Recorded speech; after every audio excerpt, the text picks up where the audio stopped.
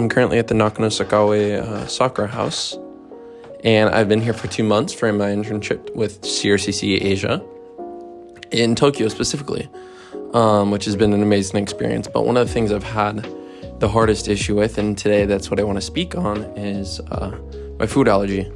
I have a severe allergy to all nuts, peanuts, tree nuts. Besides that, I have a little allergy to eggs and certain things. So my idea today was to show a bunch of different types of food, try some different types of food, show what I usually like to eat, and actually, so I'm gonna go to the convenience store and pick up a bunch of things so you can compare and see how it will affect your allergy. I'm mainly gonna be speaking on my experience with nuts, but I mean, people with allergies understand that there's gonna be a lot of crossover in how it will affect people.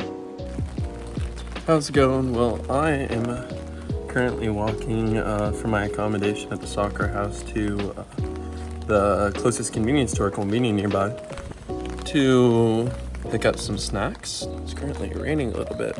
I'm gonna make this video to talk about my allergies and my experience with my allergies, as well as go over the food and allergen labels that you can find at convenience stores, eat my dinner as well.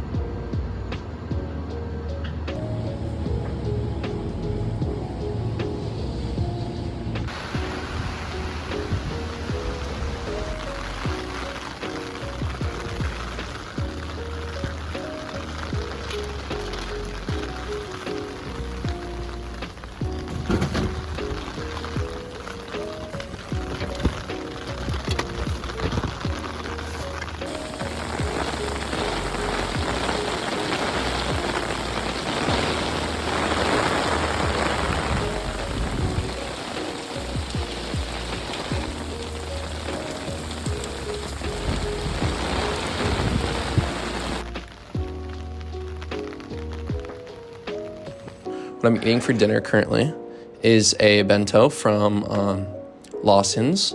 It is a fried chicken rice bowl. And then some of the other stuff I got, I have this chili tomato cup noodle that has the allergies on the back as well, which I'll go over in a second. And then I got some Pringles, nothing too crazy. Some smooth sweet red bean bun from 7-Eleven. I hit the vending machine and got a bunch of juices. I got this one. I got a sparkling apple one. And I got a mango popsicle thing, ice bar, and then some yogurts, nothing too crazy. Stuff that I eat and I know is perfectly fine for me, or I can do great with. There's 3 different types of ways that I kind of like to eat. Convenience stores being amazing resource because I can check the label of everything and know if I can eat it or not. I'm very comfortable because in Japan, they require by law a certain amount of allergens, and then all the way up to 28, I think it is, recommended allergens to be listed on every single product.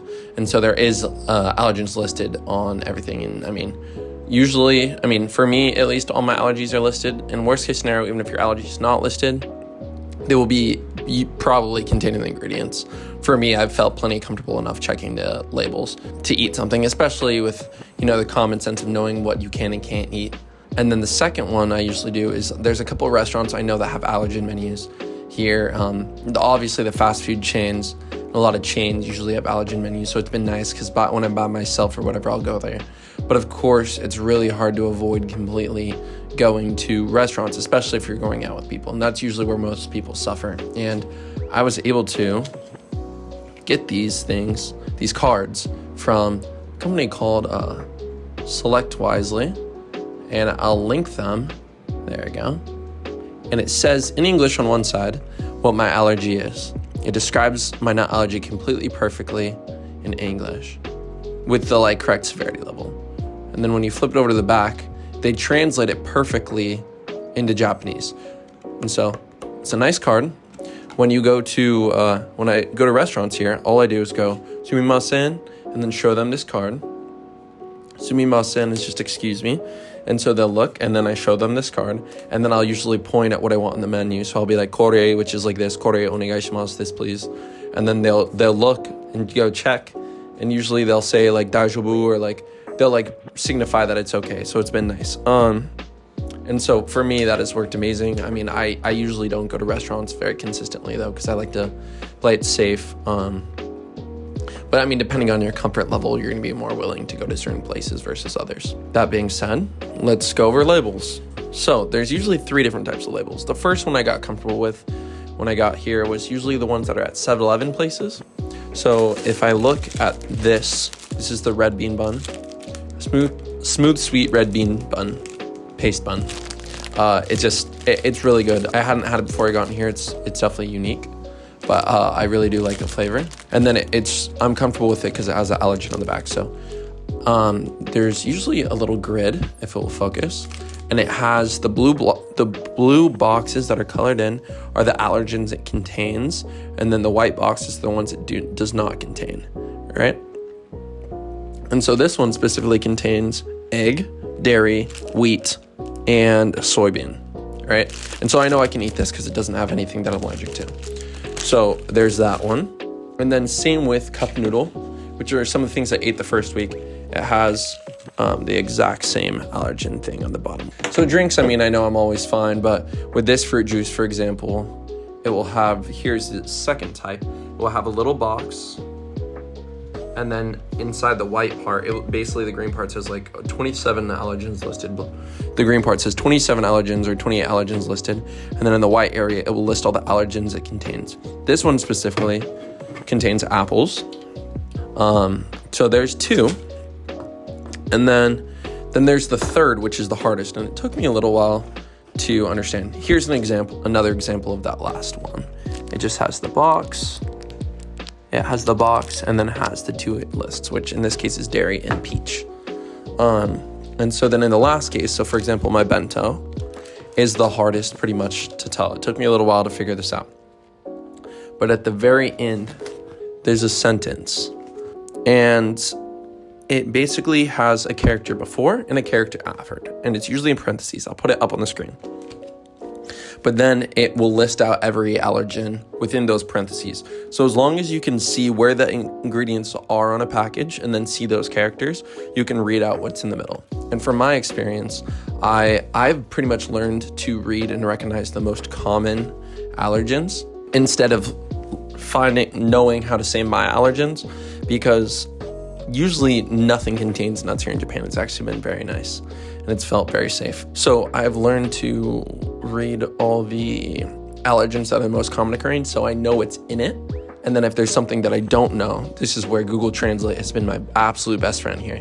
The photo feature of Google Translate, you can take photos of things and the photos will directly translate word for word. It might take a couple tries to make sure you get a good photo, but it directly translates exactly what everything is.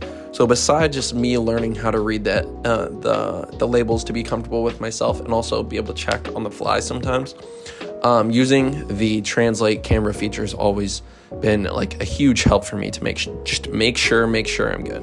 And so in this case, this chicken bento has wheat, egg, dairy, sesame, soy, and then there's one that's always I'll have a specific character and then it's like a meat character. I don't know. So anytime I see the meat character, I know it's a meat. Or double check if I want. But in this case, it's chicken because it's a chicken bento. So that's all this would contain. Yeah, I mean, my number one recommendation to anyone with allergies is just to push yourself, make sure you're eating, make sure you're taking care of yourself. That's the most important. Find some things that you're super comfortable with and just continue with those.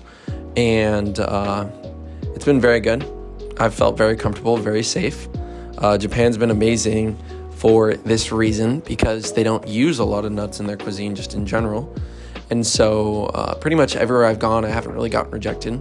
But yeah, don't get discouraged by not being able to eat a certain place. There's always something for you to eat. Worst case scenario, you eat out of a convenience store always. And the fact that it gives you the labels allows you to try a bunch of new things. Yeah, have some good people around you. Maybe explain to people what your allergy is so they definitely know what you have going on so they can be supportive as well. Once I said again, I would definitely recommend the allergen cards.